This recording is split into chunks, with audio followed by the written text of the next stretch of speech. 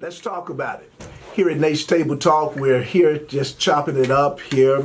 I'm here with Marquise, and we've just been talking about the young generation and people. We are at a time where people are on the media, social media. We are in an age where it seems as if we are being born and being raised up in this kind of era, to whereas people are on YouTube, they're on Facebook, they're on Instagram, but sometimes we get caught up. I think we're getting people, especially our young generation and older generation, getting caught up in what people post, and then they begin to compare their lives by what they see on the media, on Facebook, on Instagram, things of that nature. And I think a lot of times we miss it, and we don't make it to our potential, or we don't fulfill our purpose because we're looking at somebody else and we'll begin to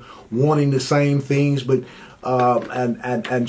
here with Marquise, she's going to share with us some things about her thoughts on that, because I know that a lot of times the younger generation, the millennials, they are very always posting things. They're before people, and I've said this too, that sometimes people they give a facade that everything is going well, and while they're posting, but in their lives they're hurting. Their hearts are heavy.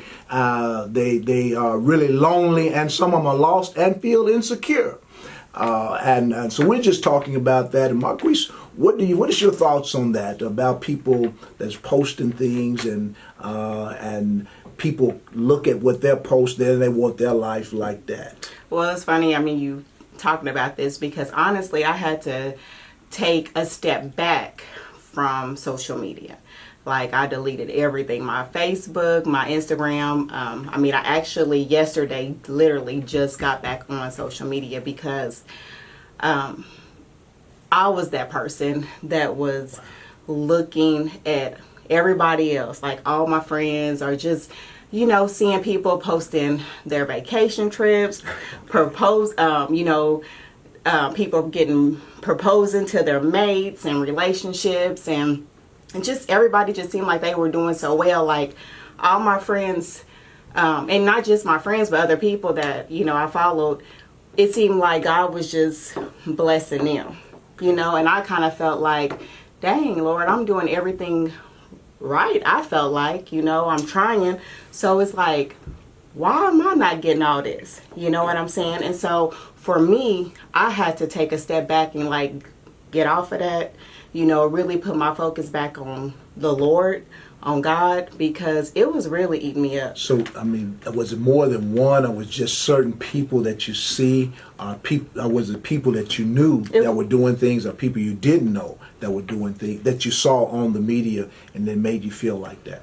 It was everybody that I follow, whether it was my friends, some people I didn't know. Sometimes people even look at celebrities that post stuff, and you be like, dang, it's just, their life just looks so, wonderful, and, mine looks so boring. That's what, I felt like at a time, because you seeing all this happy stuff and all this, people just doing so much more, and you just feel like, well, I'm not where I'm at, So it's kind of like it appears that this is just going great for them, and in reality, when you look at your situation or something, it's not like that, and you're wondering why my situation is not like this. So it's more than, so a lot of people are getting caught into that then. Right. I know it's a lot of times I've heard people say they get into debates or arguments about this and that, of what's being posted. What would you say to help a person not to get into feeling like that, or having thoughts of that nature? What would you say? I would actually tell that person to be, well, first off, people's going to only post what they want you to see.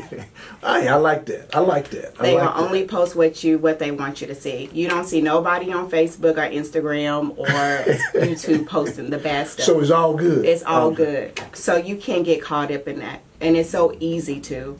And you just got to realize where you at that time, where God has you at, that's where he wants you to be. And your blessing and everything else is going to come, because that's just point blank. People just going to post what they want you to see. It is what it is. Because I know, like last time, I think you was on our next table talk, and we were talking, and which God has blessed you. Definitely. You have a home. Matter of fact, you got a home at an age that. When I was that age, I didn't have no home. Right. So and you're doing well, got a nice job, and just moving forward. But so often we can begin to compare ourselves, something kind of like the Jefferson. I'm trying to keep up with the Jeffersons. Right, yeah, the Joneses or something like the that. The Joneses, okay. Yeah. And which we shouldn't, because God has something for each person, and everybody can reach their potential and fulfill their purpose in which God has designed them if they just remain with God. Right. Yeah. And also, I was talking to you one day. We were talking, and you shared with me a poem you wrote, and I like that poem, and I like everybody to hear this poem that you gave, and you might get some inspiration out of it. It may make you. It's to make you think. It's to make you think. Again, this is just table talk. We're just chewing it up, but this might help you if you listen to this poem that she wrote. It blessed me. It blessed me. I really enjoyed it because it's some words that make you think. And I'm gonna let you give that poem. Say it any way you want to say it. You say it any way you want to say it. Read it. I really don't be sharing my stuff, but no. Hopefully, I like to write. You copywritten now. No. It had been. This is mine. Yeah, my words. But no. So. I titled it Social Media IG. For some of you guys that don't know, IG is Instagram, of course. But here it goes. Picture perfect families is what I see as I scroll down the pictures on my social media IG. Everyone looks so happy and life is treating them well. From the pictures of proposals showing off their kids on honor roll to the many trips they've taken, including their new body goals. Regardless of what it may be, I start to question things about me, wondering why my life can't look like that, and has my God forsaken me? You see, social media will get you trapped in what society says you should be. You start to question yourself and where you're at because of all the things you see on IG. I know that everybody has a story, and they're only going to post what they want you to know. But I can't help but imagine what it will be like to have those things I see that they post. Then I hear this voice tell me, you are exactly where I want you to be. Don't you question my judgment because of the things you see on IG. My plans for you are greater than what you can ever imagine them to be. So take your focus off IG and instead put it on me. I like that. I like that. I like that. It has some powerful, powerful words there. And hopefully you'll hear this and you'll think about that if you fall in that category of looking at somebody else, what they have, what they may be doing, because God has something for you. And God has a purpose and a plan for everyone's life. We just have to walk in faith and stay with Him. Can I just say this one thing too? Yes. It's just, and if you are that person that is looking at what everybody else have and questioning where you're at with God, or just questioning your life, period, maybe just take some time away from social media, because I really had to do that, and it helped.